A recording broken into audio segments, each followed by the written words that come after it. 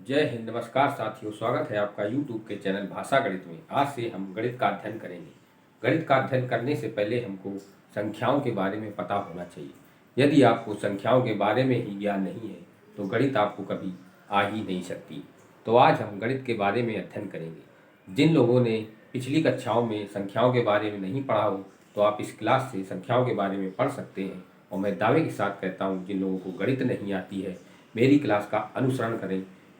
100% आपको पूरी गणित समझ में आएगी। तो आप शुरू करते हैं संख्याओं का अध्ययन। सबसे पहले लिखेंगे सम्मिश्र संख्या। सम्मिश्र संख्या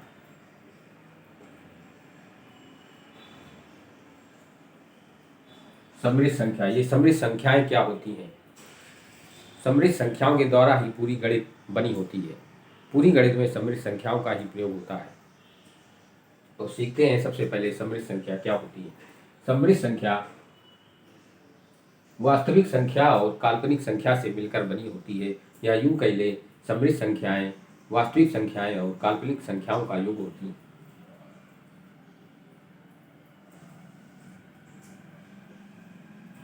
एक तरफ लिखेंगे वास्तविक संख्या, वास्तविक। दूसरी तरफ लिखेंगे काल्पनिक।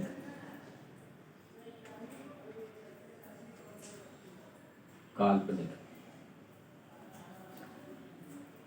तो यहाँ पर सम्मिश्र संख्याओं को दो भागों में बांटा गया। एक है वास्तविक संख्या और दूसरा है काल्पनिक संख्या।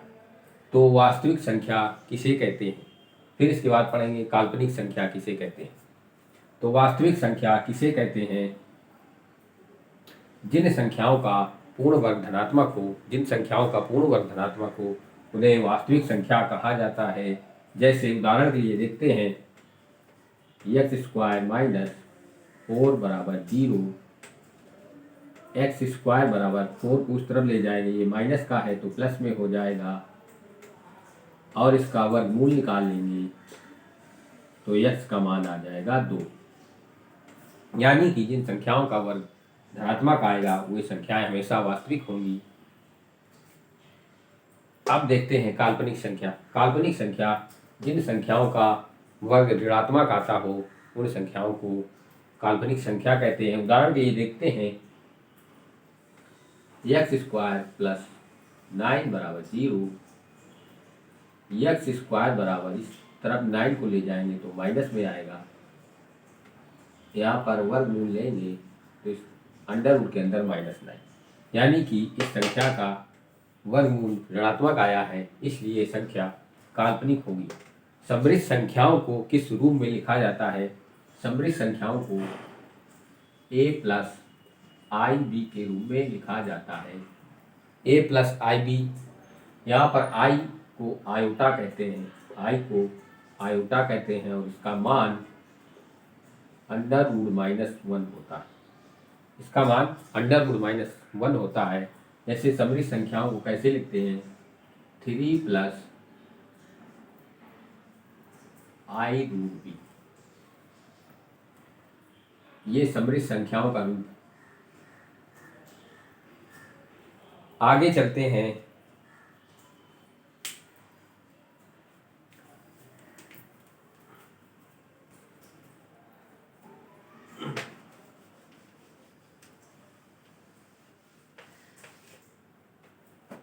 आगे देखेंगे वास्तविक संख्याओं को दो भागों में बांटा गया। वास्तविक संख्याओं को दो भागों में बांटा गया। पहला भाग है परिमेय, दूसरा भाग है अपरिमेय।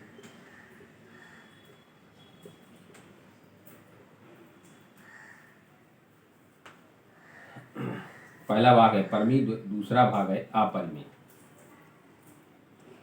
आप इस तरह से भी कह सकते हैं कि परिमेय संख्याएं और अपरिमेय संख्याओं के योग को वास्तविक संख्या कहा जाता है। तो एक एक करके देखते हैं परिमेय संख्या किसे कहते हैं।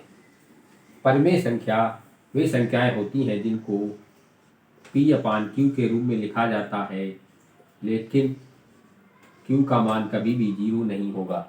यदि Q का मान 0 हो गया तो इसका मान भी 0 आ जाएगा। तो इसमें एक कंडीशन होती है, P/Q के रूप में लिखा जाता है और Q का मान कभी 0 नहीं होता। Q का मान कभी 0 नहीं होता। अपरिमेय संख्या किसे कहते हैं? वे संख्याएं जिनको P/Q के रूप में नहीं लिखा जा सकता, लेकिन यहाँ भी Q का मान 0 नहीं होना चाहिए। जैसे √5, यहाँ पर इसको बटे में 1 मानते हैं। कोई भी संख्या अगर लिखी हो तो उसका हर में कुछ ना हो तो इसका मतलब उसको 1 लिख सकते हैं। यदि यहाँ पर इसको P माना जाए, √5 को Q को 1 माना जाए, यदि Q का मान 0 कर देंगे तो इस संख्या का मान भी 0 आ जाएगा। इसलिए यहाँ भी Q का मान 0 नहीं होना चाहिए। समझ में आया? परमेय संख्या और अपरिमेय संख्याओं को मैंने विधिवत बताया। अब आगे चलते हैं।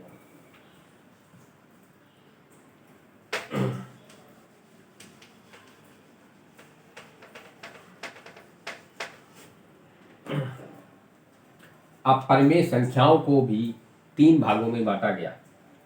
कितने भागों में? 3 भागों में। परमेय संख्याओं को भी 3 भागों में बांटा गया। पहला भाग है पूर्णांक।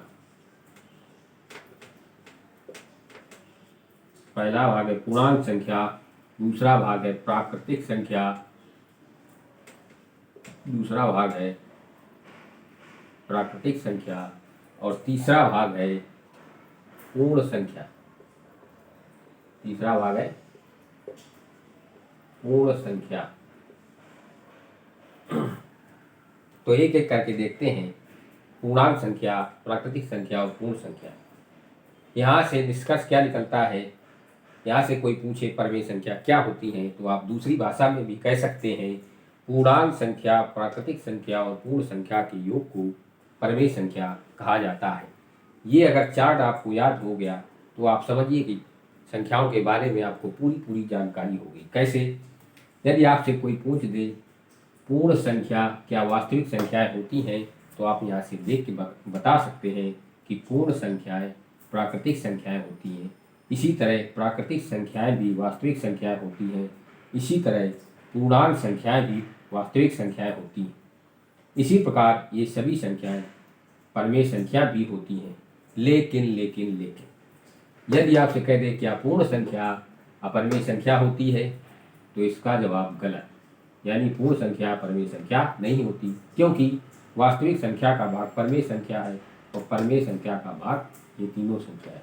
ये संख्या अलग और ये सभी संख्याएं समृद्ध संख्याएं होती हैं। यानी कि किसी भी क्लास की गणित हो, पूरी गणित में संख्याओं का ही अध्ययन करेंगे। संख्याओं के बारे में आपको पता होना चाहिए, तभी आपको गणित आएगी, वरना कभी आए नहीं। आगे देखते हैं एक एक करके। पूर्णांक किसे कहते हैं? तो बचपन में आप लोगों ने पढ़ा होगा संख्या रेखा। पूर्णांक संख्या रेखा माइनस अनंत से लेकर प्लस अनंत तक होती है। यानी कि संख्या रेखा पर स्थित सभी अंक पूर्णांक संख्याएं कहलाते हैं। यानी कि संख्या रेखा पर स्थित सभी संख्याएं पूर्णांक संख्याएं कहलाती हैं, जो माइनस अनंत से लेकर प्लस अनंत तक जाती हैं। यहाँ पर 0 के दाईं ओर धनात्मक संख्याएं होंगी, 1, 2, 3, 4 ... 0 के बाईं ओर ऋणात्मक संख्याएं होंगी, इसी प्रकार अनंत तक। पूर्णांक संख्याएं क्या हो गई? संख्या रेखा पर स्थित सभी संख्याएं पूर्णांक संख्याएं कहलाती हैं। आगे कहता है प्राकृतिक संख्या किसे कहते हैं? प्राकृतिक संख्याएं 1 से शुरू होती हैं और अनंत तक जाती हैं। दूसरी भाषा में संख्या रेखा पर स्थित 1 से शुरू होने वाली संख्याएं जो अनंत तक जाती हैं, उन्हें प्राकृतिक संख्या कहा जाता है। आगे देखेंगे पूर्ण संख्या। पूर्ण संख्या यानी कि प्राकृतिक संख्याओं में यदि हम जीरो को सम्मिलित कर लें तो वे संख्याएं पूर्ण संख्याएं बन जाती हैं। तो आप यहाँ से निष्कर्ष निकाल सकते हैं, क्या सभी पूर्ण संख्याएं पूर्णांक संख्याएं भी होती हैं। सभी प्राकृतिक संख्याएं भी पूर्णांक संख्याएं होती हैं। ऐसा क्यों होता है? क्योंकि जीरो से लेकर अनंत तक जो संख्याएं हैं इस संख्या रेखा पर स्थित है और वे सभी पूर्णांक हैं। इसी प्रकार एक से लेकर अनंत तक ये भी संख्या रेखा पर स्थित है और सभी पूर्णांक हैं। लेकिन सभी पूर्णांक ना तो प्राकृतिक होंगे और ना ही पूर्ण संख्या होंगी। ये एक एक तथ्य आपको पता होना चाहिए, तभी आपको समझ में आएगा। ये क्लास आप लोगों ने देख ली तो आपको गणित बिल्कुल आसान लगेगा। आगे चलते हैं।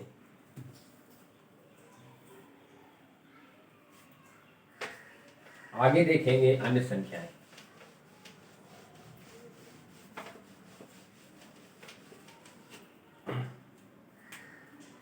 अब आता है सम संख्या।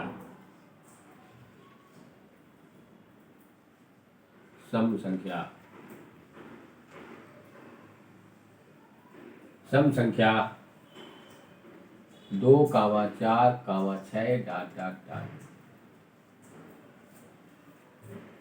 सम संख्याएं वे प्राकृतिक संख्याएं होती हैं जो 2 से शुरू होती हैं और ...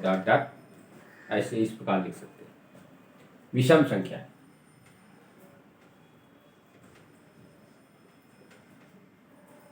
विषम संख्या ये संख्याएं भी प्राकृतिक संख्या होती हैं और ये 1, 3, 5, 7 ... इस तरह से लिखा जाता है।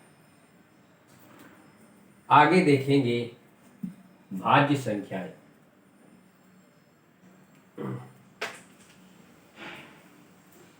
भाज्य संख्या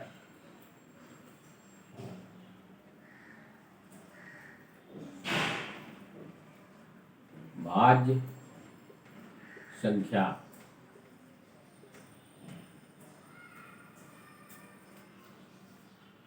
ऐसी संख्याएं जिनमें किसी भी संख्या का भाग चला जाए उस संख्या को भाज्य संख्या कहा जाता है।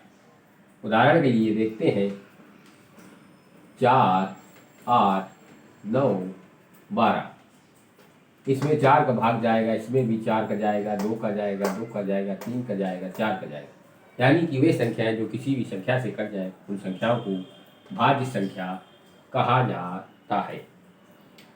आगे देखते हैं अभाज्य संख्याएं।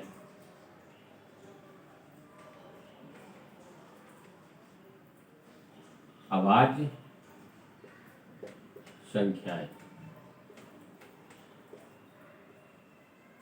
ऐसी संख्याएं जिनमें किसी भी संख्या का भाग न जाए, जो स्वयं और एक से कटे। यानी कि 2 है, 3 है, 5 है, 7 है, 9। सबसे छोटी अभाज्य संख्या कौन सी है? 2। आप देखेंगे सबसे छोटी, आपसे पूछा जाए सबसे छोटी विषम अभाज्य संख्या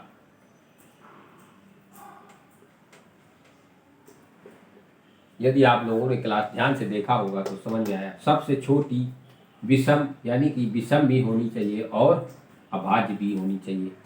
सबसे पहले दिमाग में लाना है कि सबसे छोटी विषम संख्या, तो आप कहेंगे 1, लेकिन कहता है अभाज्य संख्या, तो 1 ना तो भाज्य है और ना, ये बिल्कुल याद रखना है। तो सबसे छोटी विषम अभाज्य संख्या 3 होती है। सबसे छोटी विषम अभाज्य संख्या 3 होती है। आगे चलते हैं।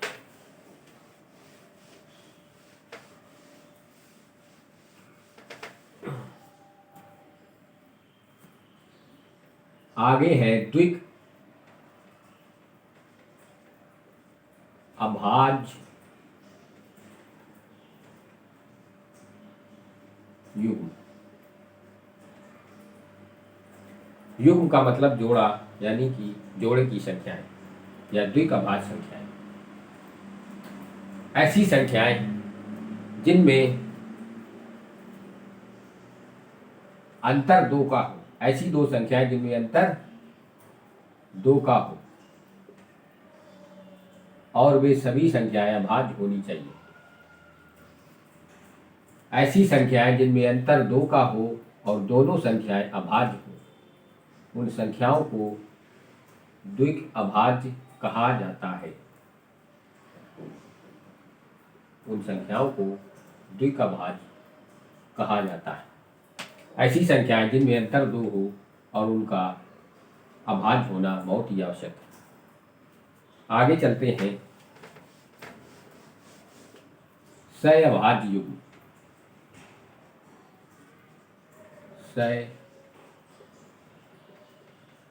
सहअभाज्य युग्म। सहअभाज्य युग्म ऐसी संख्याएं जिनका मासा 1 हो, ऐसी संख्याएं जिनका मासा 1 हो, लेकिन जरूरी नहीं है कि वे संख्याएं दोनों अभाज्य हो। इसमें कोई ज़रूरी नहीं है कि दोनों संख्याएं अभाज्य हो। यहाँ उदाहरण से देखते हैं, 3, 5 तो अभाज्य है, लेकिन 3, 8 में एक भाज्य है, लेकिन इनका मासा 1 है। ऐसे 9 और 40 सहअभाज्य युग्म। समझ में आया? तो संख्याओं के बारे में हमने विधिवत आपको बताया। आशा करता हूँ आप लोगों को पूरी तरह से समझ में आया होगा। अब अगली क्लास में टॉपिक वाइज गणित पढ़ेंगे। पहले टॉपिक वाइज पढ़ेंगे, फिर इसके बाद चैप्टर वाइज पढ़ेंगे। अगली क्लास में अगले दिन मिलेंगे। तब तक के लिए धन्यवाद।